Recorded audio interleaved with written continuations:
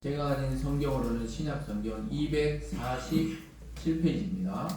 로마서 7장 1절에서 6절까지 말씀인데 3절까지를 봉독합니다. 형제들아, 내가 법하는 자들에게 말하노니 너희는 그 법이 사람이 살 동안만 그를 주관하는 줄 알지 못하느냐. 남편 있는 여인이 그 남편 생전에는 법으로 그에게 매임받으나 만일 그 남편이 죽으면 남편의 법에서 벗어나느니라. 그러므로 만일 그 남편 생전에 다른 남자에게 가면 음녀라. 그러나 만일 남편이 죽으면 그 법에서 자유롭게 되나니 다른 남자에게 갈지라도 음녀가 되지 아니하느니라. 아멘. 기도하겠습니다. 사랑과 은혜의 하나님 아버지, 감사드립니다. 오늘도 우리에게 말씀을 들을 수 있는 시간과 기회와 믿음을 주심에 감사드립니다.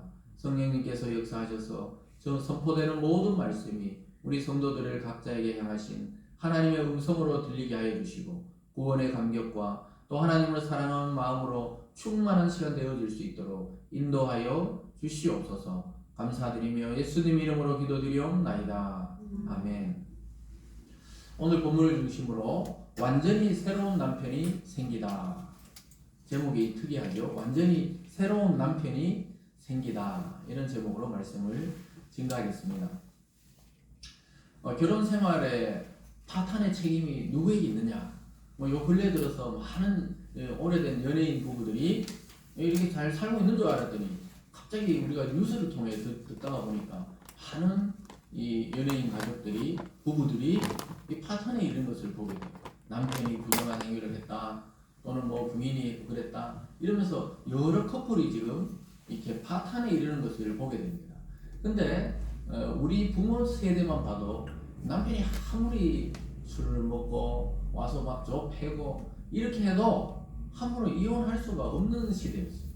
요즘에 뭐 그게 잘 됐다, 옛날이 좋았다, 이게 아니고 참 이 오늘 성경에 읽은 것처럼 그 당시 유대 사회나 또 우리나라 이 전통적인 어떤 가부장적인 사회나 여성이 자유롭게 남편을 버리고 떠나올 수 있는 상황이 아니었다는 것을 알게 됩니다. 그래서 뭐 남편이 음주를 하거나 폭력을 일삼거나 이래도 헤어지는 것이 굉장히 어려웠다는 것을 알게 됩니다. 그래서 뭐 예전에 보면 저도 이렇게 시골에 살아보면 뭐 별일들이 다 이렇게 있는 집들을 이렇게 보게 되는데요. 그런데 어느 날 갑자기 남편이 죽어버렸어요. 죽어버리면 어떻게 됩니까?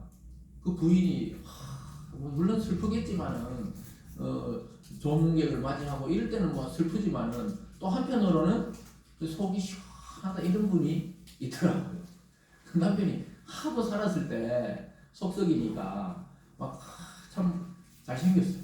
제가 어떤 아는 분은 남편이 참 잘생기셨습니다. 잘생기시고 항상 양복을 줄을 반듯하게 이렇게 세워가 이렇게 다니시고 키도 크시고, 근데 그 할머니죠. 그 부인에게 물어보면 참 젊을 때 속썩이더니 나중에는 요양병원에 이제 누워 있으니까, 그리고 또 이렇게 뭐 여러 가지 당뇨, 합병증 이런 것 때문에 발가락인가 뭐 다리도 절단해야 되고 막 이래가 있으니까 우리가 가가지고 이렇게 기도해 주려고 해도 안 돌아보세요. 이 자존심이 있어가지고 안 돌아보세요. 뭐 그러다가 이제 얼마 안 있다 이렇게 돌아가셨는데 우시질 않더라고 부인이. 그래서 왜 이렇게 우시질 않나, 할머니죠, 할머니. 그러니까 왜 이렇게 우시지 않나 그랬는데 결국 마지막 그 골로에 들어갈 때 화장하는 일, 이 골로에 들어갈 때 눈물을 보이시더라고요. 그러시면서 참 이렇게 과거에 자기가 살아왔던 거 생각하면 이제 믿기도 믿지만은 또 이 남편으로서 예전에는 그냥 결혼하면은 남편 죽을 때까지 그냥 부인이 그 남편하고 살아야 되는 거예요. 남편이 못났든지 잘났든지. 근데 오늘 이 성경이 비유적으로 이것을 이야기하고 있어요. 우리가 과거에 율법에 매여 있을 때는 지금 이 율법에 매여 있을 때는 크고 못된 남편이랑 뭐 비유하는 거예요, 율법이라는 게. 그리고 우리가 만난 예수 그리스도, 이 복음은 완전히 새로운 남편이에요. 완전히 사랑해주고 위해주고, 어디까지 사랑해줍니까? 자기를 십자가에 죽기까지 사랑해주는 진짜 사랑의 남편을 만났다는 것을 비유적으로 말씀하고 있습니다. 그래서 우리 여기 뭐 성도님 중에도 그렇고 또 영상을 보시는 분들 중에도 결혼하신 분들도 있고 아직 미혼인 분들도 있지만, 이 참 결혼하는 것도 힘들지만 결혼 생활을 유지하면서 같이 이 인생을 맞춰 나가는 건 굉장히 어렵습니다. 그래서 50년 같이 살았다. 존경해줘야 돼요. 그냥 아무 생각 없이 존경할 필요가 있습니다. 50년 같이 사셨다. 뭐 30년 같이 살았다. 존경할 필요가 있어요. 왜냐하면 전혀 다른 인간, 이 둘이 만나가지고 이 결혼관계를 유지한다. 이 굉장히 어렵거든요.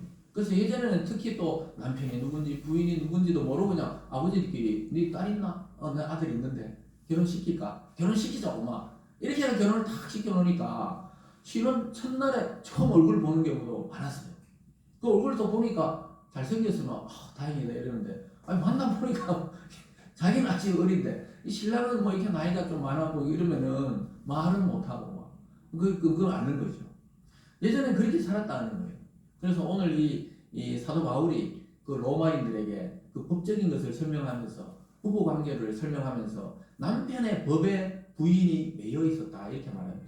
부인이 법이 이런 말은 없어요 아예. 그러니까 얼마나 그 여성들이 이 인권이 그 당시에는 땅에 떨어져 있는지를 보여줍니다. 근데 현대 사회에서는 이 자유롭게 헤어지고 자유롭게 만나도록 법이 그렇게 허용하는데 그게 또 그렇게 좋아 보이지 않아요. 헤어지고 또 다른 남자 다른 여자 만나서 결혼했는데 또 아이가 있기 때문에 뭐 아이 문제 때문에 다시 또 뭐 만나서 의논해도 이 좀 이상하다는 거예요 이게. 네? 이미 또 다시 이렇게 재혼해가 다른 남편 다른 부인이 있는데 또 옛 남편 옛 부인 만나가 또 아이들 그거 뭐 결혼식 때는 같이 입장을 해야 된다 말해야 된다 이런 문제가 또 있다 하더라고요. 그러니까 이게 참 간단하지를 않는 것입니다. 어쨌든 간에 예수님 또 그리고 이 당시 사도 바울이 살던 당시에는 여성이 한번 딱 결혼하잖아요.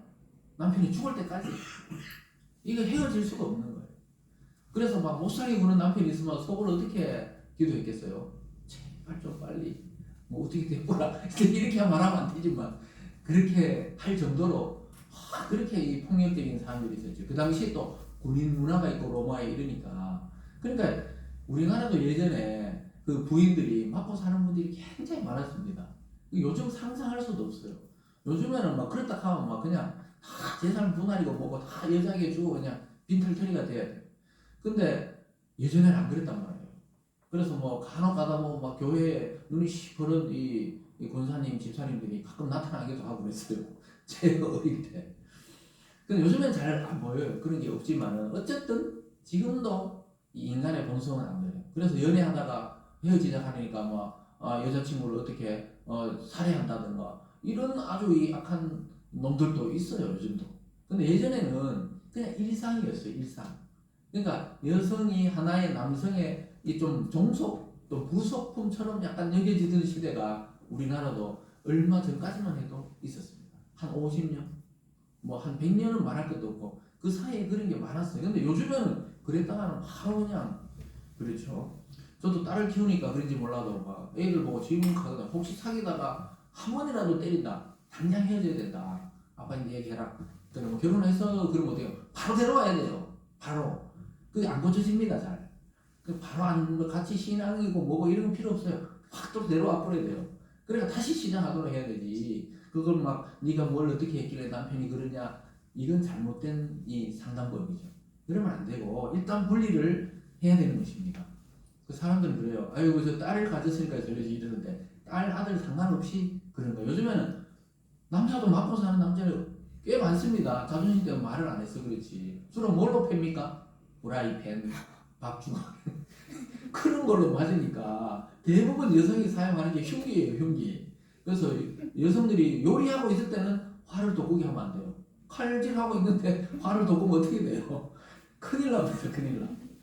그래서 제가 앞에서 이렇게 말하는 것은 이 부부 관계를 유지하는 것도 굉장히 어렵지만은 이 당시에 왜 바울이 결혼관을 통해서 이 복음과 율법을 이야기하냐면요. 그 우리가 복음을 듣고 예수님을 믿어도 율법적인 사고, 이 자기의 어떤 노력에 의해서 구원받으려고 하는 이 사고가 얼마나 있잖아요. 옛 남편에 매여 있는 것처럼 얼마나 이게 어려운지를 보여주는 거예요. 그 남편이 죽어야 이 자유롭다는 거예요. 근데 복음을 받아들인 사람은 율법에 대해서 죽었다는 거예요. 그래서 그 죽은 율법이 우리에게 영향을 미치지 못한다고 오늘 계속 지난 시간에도 그러고 계속 그걸 강조하는 거예요. 왜 그렇게 강조합니까? 그만큼 율법적인 사고로 신앙생활을 하기 쉽기 때문에 계속 이렇게 권면하는 것입니다.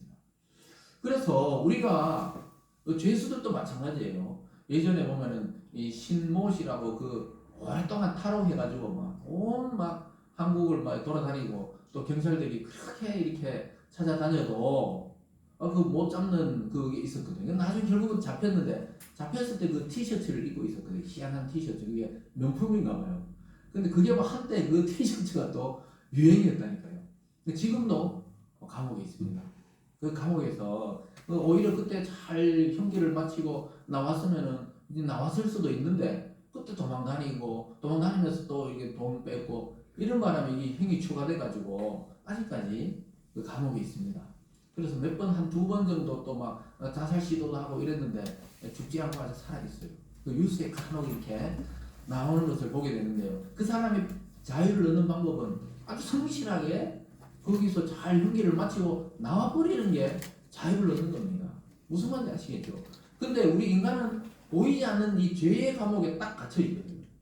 그래서 이걸 빨리 빠져나와야 되는데 모든 사람들이 빠져나오는 방법을 몰라가지고 계속 그 반복적으로 그 안에서 살고 있는 거예요.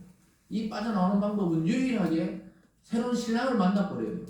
그 복음 안에서 그리스도라는 새 신랑을 만나가 구원을 받아야 죄의 감옥이 쫙 없어지고 자유롭게 살아가게 되는 것입니다. 여러분 오늘 말씀을 통해서 그리스도라는 예수님이라는 이 새 남편 완전히 새롭고 우리를 죽기까지 사랑하시는 이 그리스도 안에서 평화와 또 안녕과 자유를 누리시길 주님의 이름으로 축복합니다. 네.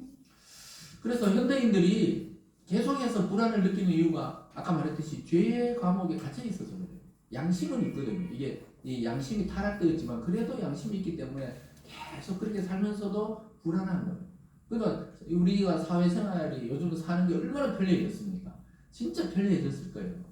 지금 연세 드신 분이면 드신 분일수록 지금이 얼마나 자유롭고 또 문화가 발전하고 문명이 발전했는지 아실 겁니다. 지금 대구서 서울까지 1시간 45분이면 쫙 간단 말이에요. 옛날에 새마을로 타도 한 4시간 잡아야 되거든요. 예전에 더 나가서 걸어가면 보름이 걸렸어요. 걸어가면.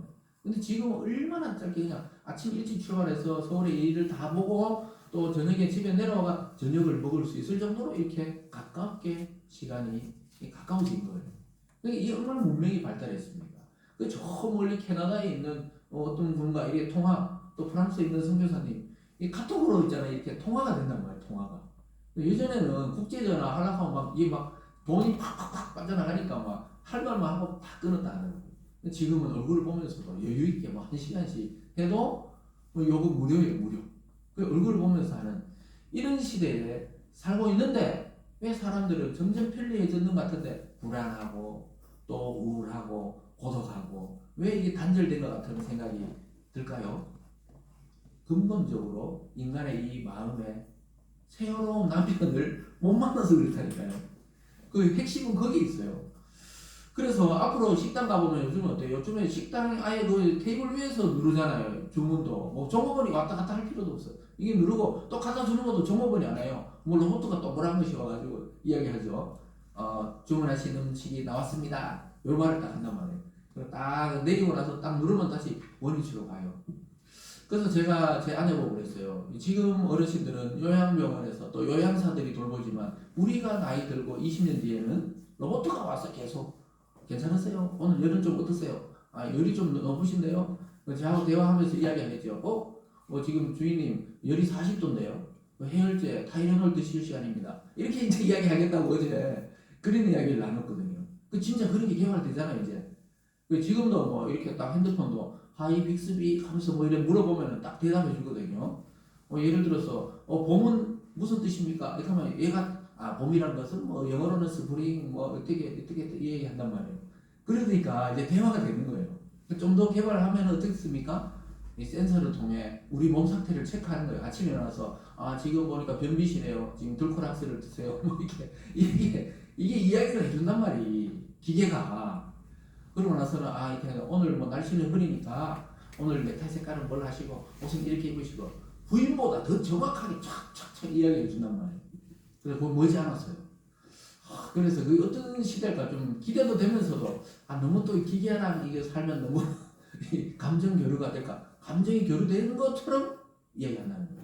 그래서 요즘 개발된 로봇은 사과를 짚어서 딱 주잖아요. 그래서 사과를 이번에 실험했잖아요. 사과를 딱 주면서 딱 이렇게 대화를 하는 거예요. 그러니까 앞으로 이게 상용화되면은 왠지 그런 시대에 살는데 사람들은 왜 마음속에 이게 뭔가 거절하고 뭔가 불안할까요? 남편을 못 만나서 그렇다고 오늘 말씀하고 있습니다. 그래서 오늘 첫 번째로 보면은 이 율법이라는 것은 이 살아있는 동안에 우리가 인간이 살아있는 동안에 법의 지배를 받듯이 율법이란 것도 복음을 만나기 전에 법이라고 이야기하고 있습니다. 1절에서 이렇게 말해요. 형제들아 내가 법하는 자들에게 말하노니 너희는 그 법이 사람이 살 동안만 그를 주관하는 줄 알지 못하느냐. 아니 우리나라도 그렇잖아요. 납세의 의무, 국방의 의무, 또 교육의 의무가 있잖아요. 지금은 중학생 때까지는 의무적으로 학교를 보내야 돼요. 학교 안 나오면 이제 교육청이나 경찰하고 같이 해가지고 애들 왜 입학 안 했냐고 조사 나가요. 그러다 보면 애가 뭐 가정폭력에 시달렸다든가 학교를 안 보내고 있다든가 이래가지고 부모가 불리하든가 이렇게 하거든요. 이제는 이게 딱 조치가 돼 있더라고요. 그래서 애들이 학교 안 나오면 바로바로 연락이 오고 뭐 이렇게 조치가 이루어지는데요. 그게 의무적으로 이제 초등학교 되면 들어가야 되는 거예요, 학교에. 중학교도 가야 되는 거예요. 물론 뭐 자기가 이제 정말 다니기 싫어서 뭐 검정고시 치고 이런 사람도 있지만 대부분은 그 의무죠. 또 남자들은 나이가 되면은 일정 그 나이가 되면은 군대를 가야 됩니다. 그 군대에서 자유로울 수 있는 방법은 뭡니까? 빨리 군대 갔다 정확하게 제대하고 나오면 자유로워요. 이미 제대한 사람을 다시 붙잡아다가 다시 의무 복무를 시키고 우리나라는 아직 이런 법은 없습니다. 그래서 저도 뭐 제대한 지 한참 됐지만 다시 군대 오라는 소리는 안 하더라고요. 좋지요. 근데 막 군대에서 금방 제대하면 막 꿈을 꾸거든요, 사람들이. 아직도 막 전투 눈 딱 떴는데 막 기상 시간이고 이래가지고 막 옷을 챙겨 입으려고 그러고 그럴 때가 있지만은 법이 그것을 이행하고 나면 법이 우리를 주관하지 못하는데 만약에 살아있는 사람에게는 이 법이 적용되지만 죽은 사람에게 만약에 군대 가 있는데 이 사람이 뭐 청소년 때 만약에 죽었다 그러면은 물론 내가 군대 갈 수가 없잖아요.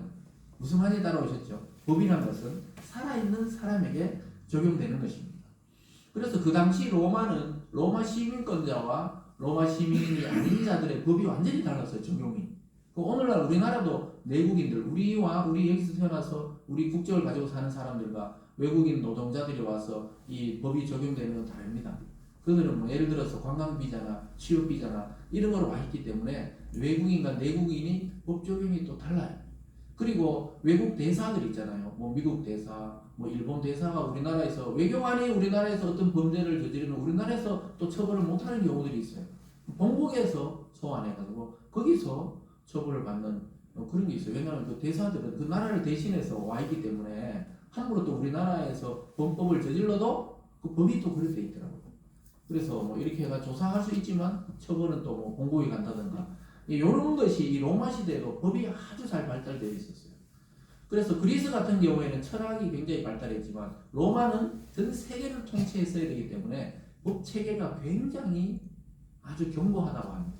그래서 로마가 고대 로마지요. 그런데도 아주 법이 지금에 비하면 정교하지 않지만 아주 정교하게 있기 때문에 그 법이 통치하는 시대에 살았기 때문에 지금 바울이 로마 교인들에게 이 말을 하면 알아듣는 거예요.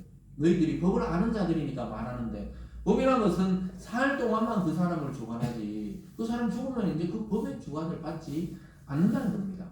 이것이 바로 예수님을 믿고 나면 우리 과거의 어떤 율법과 우리의 어떤 일반 그런 사상법들이 우리를 지배하지 못한다는 거예요. 이제는 그리스도 안에서 하나님의 은혜의 법이 저와 여러분을 통치하는 줄 믿으시기 바랍니다. 네. 그래서 율법이라는 것은 사람을 막 억압해요. 막 가두어요.